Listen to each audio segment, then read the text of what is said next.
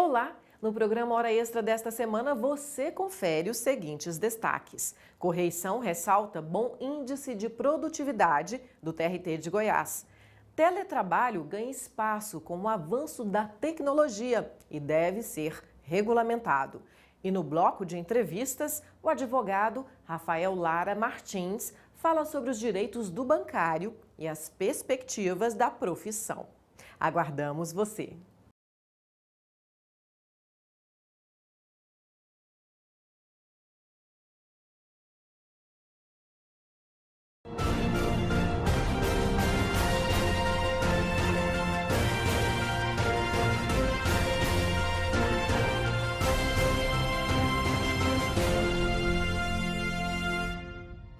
Está começando mais uma edição do Hora Extra e neste programa você confere as seguintes notícias.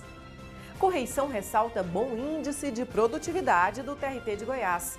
Teletrabalho ganha espaço com o avanço da tecnologia e deve ser regulamentado. E no bloco de entrevistas, o advogado Rafael Lara Martins fala sobre os direitos do bancário e as perspectivas da profissão. O Hora Extra está começando agora. O teletrabalho poderá se tornar uma nova modalidade de trabalho. O projeto de lei que regulamenta a matéria deve ser aprovado pelo Senado. Para muitos profissionais liberais, o laptop já é o local de trabalho, não importa onde esteja. Paulo Vitor é designer gráfico. Ele não é empregado fixo de nenhuma empresa, mas presta serviço para diversos clientes. O vínculo de trabalho é feito através de contrato fechado entre as duas partes. É um contrato celebrado entre as partes, entendeu? Mas eu não mantenho nenhum vínculo empregatício com a empresa que eu presto serviço. A rotina do dia a dia é definida por ele mesmo, mas monitorada pelos contratantes. Geralmente não tem monitoramento de tempo, né? Porque quando chega o briefing para mim, eu verifico, né, a quantidade de serviço que tem para passar a quantidade de horas que eu preciso para desenvolver aquele serviço. Aí é acordado com a empresa e, como diz, a gente cumpre esse prazo que a gente determinou na hora da entrega. A dúvida que ainda existe é como classificar o trabalho que é feito de casa, já que hoje em dia é cada vez mais comum os empregados trabalharem em ambiente doméstico, sem precisar ir à empresa.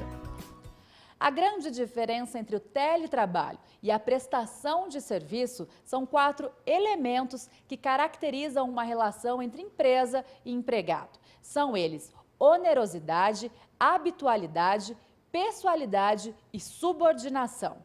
Se existirem os elementos caracterizadores da relação de emprego, que é pessoalidade, subordinação, onerosidade e habitualidade, ele será empregado independentemente da execução, como essa execução se opera. O advogado ainda explica que não existe diferença entre o trabalho realizado presencialmente na empresa e o teletrabalho, o que garante aos empregados o mesmo tratamento. No Senado, tramita um projeto de lei que regulamenta todos os direitos trabalhistas. Os direitos são os mesmos. Às vezes, o que pode haver uma certa diferenciação é com relação à jornada de trabalho, se tem direito às horas extras ou não, né? Porque, às vezes, o empregado, no ambiente de trabalho, ele está à disposição do empregador. E o trabalhador de teletrabalho, né, o virtual, ele tem mais esse controle dessa jornada. Se ela for, de alguma forma, medida, e tanto tem esse projeto de lei que está no Senado, ele tenta criar a burocracia, a normatização de como aferir jornada e esses controles, tirando essa questão da jornada e tempo à disposição, não há nenhuma diferença em relação a isso. Paulo Vitor, que a gente viu no começo da reportagem, afirma que tem vantagens e desvantagens em se trabalhar de casa. Cara, a vantagem é que eu não preciso me deslocar, entendeu? Da minha casa para o serviço, não tenho o estresse do trânsito, não tenho um chefe me cobrando toda hora aqui, né? Porque os prazos são determinados junto com a empresa. E as desvantagens que, como qualquer trabalhador, eu não tenho férias, não tenho 13º. Então, eu tenho que me organizar para que eu não fique, caso eu preciso resolver alguma coisa na rua, ou eu preciso tirar uma férias, eu tenho que me organizar melhor com isso. Para a Justiça, o que realmente vale é o trabalho que é realizado e a forma como ele é desenvolvido. Por isso, as empresas devem ter cuidado com todos os procedimentos para não descaracterizar a relação de emprego. Há uma tendência de tentar usar o teletrabalho ou qualquer outra forma para frustrar a aplicação da CLT. E isso não é aconselhável, porque quem adota esse sistema, ele vai pagar duplamente, vai pagar pelo teletrabalho sem vínculo de emprego, todas as consequências, e depois ainda vai ter que acertar na Justiça do Trabalho os direitos dessa pessoa. Correição ressalta bom índice de produtividade do TRT de Goiás. Mesmo diante de corte de recursos e aumento da demanda, a Justiça do Trabalho goiana conseguiu manter a qualidade e a rapidez na prestação de serviços. O evento foi aberto pelo Corregedor-Geral da Justiça do Trabalho, ministro Renato Lacerda de Paiva. A mesa também foi composta pelo presidente do TRT-18, Aldon Talhalenha, e pelos demais desembargadores. Durante a leitura da ata, foram destacados os números positivos da Justiça Trabalhista em Goiás. O tribunal possui uma taxa de produtividade no ano de 2016 de 99,7% na primeira instância e de 95,5% na segunda instância, índices que estão acima da média nacional. O percentual de conciliação foi de quase 40%. Olha, o tribunal está muito bem, se nós compararmos com outros tribunais do Brasil do mesmo porte. Não só em tempo, duração média de processo no primeiro grau, no segundo grau. Os números da execução também estão bem interessantes. Eu tive uma impressão muito boa do tribunal. A correição funciona como um raio-x que avalia todo o funcionamento de um tribunal. Para ter uma visão completa aqui do TRT-18, o Corregedor-Geral da Justiça do Trabalho passou 5 dias em contato com servidores, magistrados e também com a população. O empresário Hugo Bétio é da cidade de Mineiros. Ele foi recebido pelo ministro do TST. Para ele, a possibilidade de ter contato com o corregedor auxilia na resolução das demandas da sociedade. Sabendo da correição que teria aqui no TRT-18, eu fiz uma representação, relatei todos esses fatos, entreguei pessoalmente ao ministro, fui muito bem atendido e eu acho que eu consegui o objetivo, que é ao menos que o judiciário atenda a parte. Então, assim, a possibilidade de um ministro vir aqui e passar uma semana acompanhando as atividades aqui é bom para a população. Excelente, excelente, porque é uma oportunidade única e a gente não pode desperdiçá-la. No próximo bloco, o advogado Rafael Lara Martins fala sobre os direitos do bancário e as perspectivas da profissão. Confira a seguir.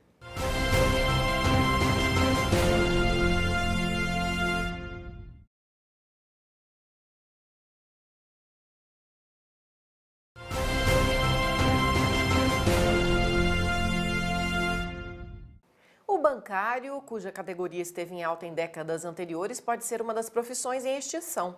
No Brasil, há poucos anos, eles somavam 600 mil trabalhadores. Hoje, o número foi reduzido para 400 mil, sendo 10 mil profissionais em Goiás. O avanço da automação no setor e a crise econômica fizeram com que 2 grandes bancos brasileiros, um público e um privado, anunciassem programa de enxugamento de agências e postos de trabalho.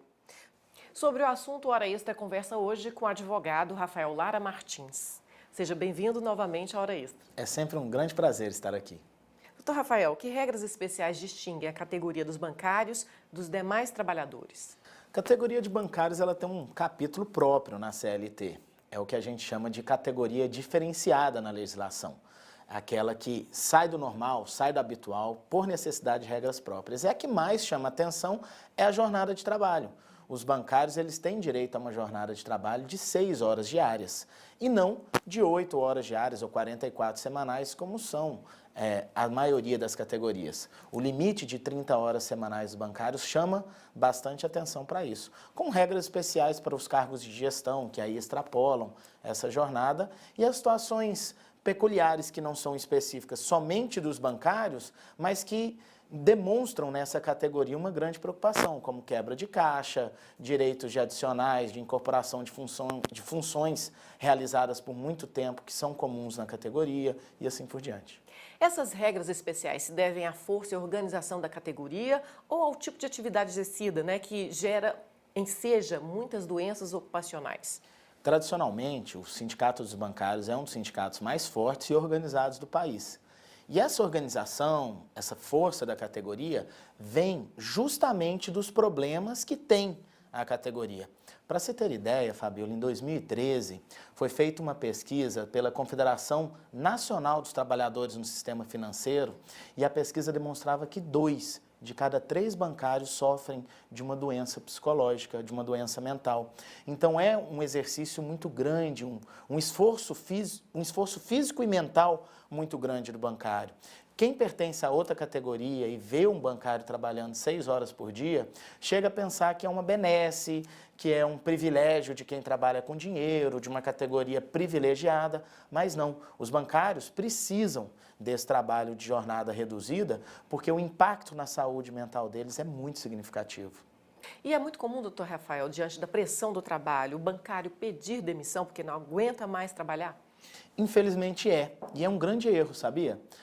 O que acontece é que a maioria dos casos, muitas pessoas que trabalham em banco ficam com muita vontade de deixar de trabalhar no banco e acabam pedindo demissão em um pavor de retornar ao trabalho. A pessoa acorda sofrendo em pensar que ela vai ao trabalho. No domingo, quando ela pensa que no dia seguinte ela tem que trabalhar, ela sofre, tem sudorese, chega a chorar e nesses casos pede demissão, sendo que ele não deveria fazer isso. As pessoas que estão efetivamente com esse quadro, não só no banco, em qualquer profissão, mas no banco é muito comum, provavelmente elas estão doentes. Elas precisam ir ao médico, a um psicólogo, um psiquiatra, algo que vai identificar essa doença e vai lhe dar um atestado médico. Essa pessoa deve se afastar do trabalho pela Previdência, receber o auxílio bancário, que nesse caso, muito provavelmente é um auxílio doença ocupacional, que é aquela doença que é equiparada a um acidente de trabalho.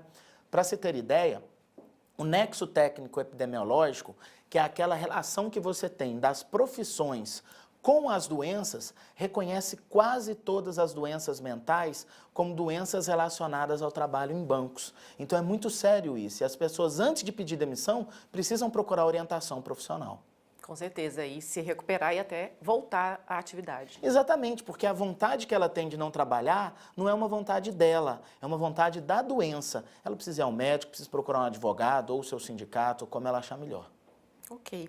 E a jornada de trabalho reduzida do bancário ainda enseja muitas demandas na Justiça do Trabalho, quando, por exemplo, há o enquadramento de alguns funcionários na jornada de 8 horas? Sem dúvida. A jornada dos bancários é uma jornada especial e atinge também aqueles profissionais que não são necessariamente da atividade fim, como, por exemplo, alguém que é funcionário do banco que trabalha na limpeza, que trabalha numa área administrativa, a telefonista, que apesar de também ter legislação própria, seria aí, dentro desse critério, uma jornada reduzida. Agora, o que acontece? Quem tem cargo de gestão teria direito a ter uma jornada de 8 horas diárias ou até sem controle, dependendo aí desse cargo, que são os gerentes. Mas na prática, infelizmente, muitas agências, muitos bancos acabam classificando como gerentes pessoas que não são necessariamente gerentes. São pessoas que elas têm atividades não ligadas à gestão dentro do banco. Então, ainda assim, seja muitas reclamações trabalhistas para se discutir se aquela pessoa que está trabalhando 8 horas por dia é ou não é uma pessoa que tem cargo de gestão, que tem um cargo de gerência, para poder receber como extras a 7ª e a 8ª hora. Com certeza. E o simples pagamento da gratificação de função não inferior a 1/3 do salário do cargo efetivo também não é bastante para definir o exercente de cargo de confiança, certo? O cargo de confiança ele tem requisitos múltiplos. Um desses requisitos é o pagamento desse adicional da gratificação de função. Ele sozinho não define que uma pessoa é gerente ou ela tem função no banco ou em qualquer empresa. Também é necessário verificar o controle que se tem dessa pessoa relacionado ao poder de gestão dela com seus subordinados, a autonomia que ela tem no banco, se ela assina os contratos, se ela não assina e assim por diante. São vários requisitos que têm que estar em conjunto identificado lá no serviço do bancário. O simples pagamento não gera essa presunção de que ele tem esse poder de gestão, mas a ausência desse pagamento gera sim aí essa situação em que ele não é o gerente. Ok, doutor Rafael, nós vamos para um rápido intervalo hoje, conversando com o advogado Rafael Lara Martins sobre a categoria específica de bancários, direitos dessa categoria, né, e as perspectivas da profissão. Não saia daí.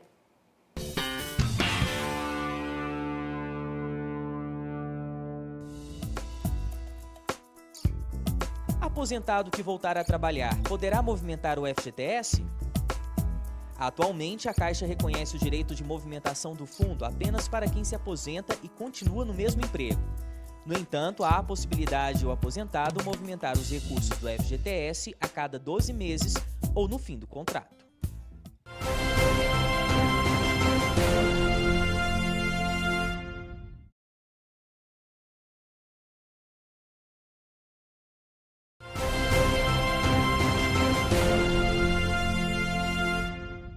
O Hora Extra está de volta. Hoje conversamos com o advogado Rafael Lara Martins sobre direitos específicos da categoria dos bancários e as perspectivas da profissão. Doutor Rafael, há poucos anos o TST editou uma súmula que aumentava o valor da hora extra em até 20% para os bancários, mas recentemente mudou o entendimento. O que aconteceu? Em 2012, foi uma grande conquista da categoria, o Tribunal Superior do Trabalho reconheceu que os bancários tinham direito a um divisor para o cálculo de horas extras de 150 para quem tinha jornada de 6 horas e o divisor de 200 para quem tinha jornada de 8 horas. Quando se fazia as contas dessa hora extra, chegava-se a um valor aproximadamente de 20% a mais do valor da hora extra. Não é que soma o percentual da hora extra, mas o cálculo dela. Por que que foi feito isso? Porque se reconhecia que o sábado não era dia útil e que, portanto, em razão do sábado não ser dia útil, o bancário ele tinha esse cálculo. Agora, recentemente, foi em novembro de 2016, foi julgado pelo Tribunal Superior do Trabalho um dos primeiros recursos de repercussão geral daquela corte. E nesse recurso de repercussão geral, definiu-se que, independente de o sábado ser ou não dia útil, mesmo que a categoria possa prever isso no instrumento coletivo, o índice ele é de 180 para a jornada de 6 horas e 220 para a jornada de 8 horas.